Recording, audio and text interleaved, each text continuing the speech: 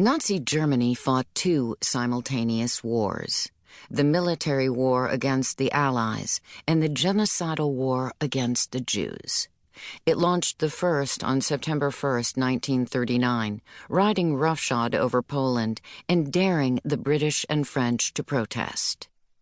Americans argued for more than 2 years over whether to join the conflict before the Japanese attack on Pearl Harbor ended the debate.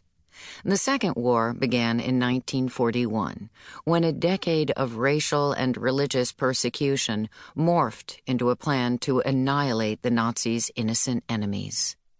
The U.S. government confirmed the ongoing mass murder in 1942, and for more than a year, Americans, to the extent they were paying attention, debated how and whether to respond.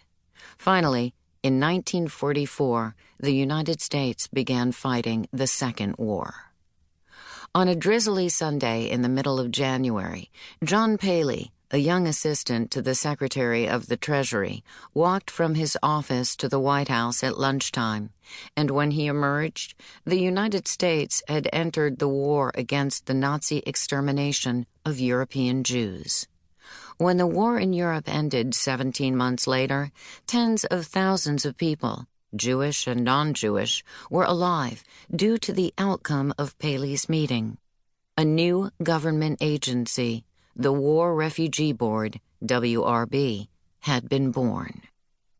Paley and his colleagues never became famous and spent the rest of their lives hearing and agreeing that the United States should have done more to help save the Jews of Europe. At the same time, few people ever knew what the War Refugee Board had actually done.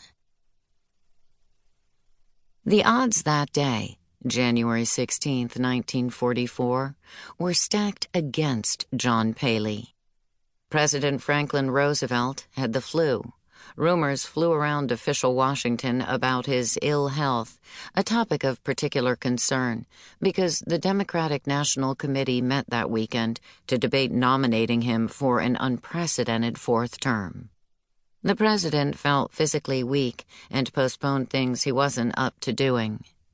Paley, a tall Midwesterner with a deep voice and light brown hair already starting to recede, had never had an official White House meeting, even though he had worked in Washington for a decade, rising through the ranks at the Treasury Department.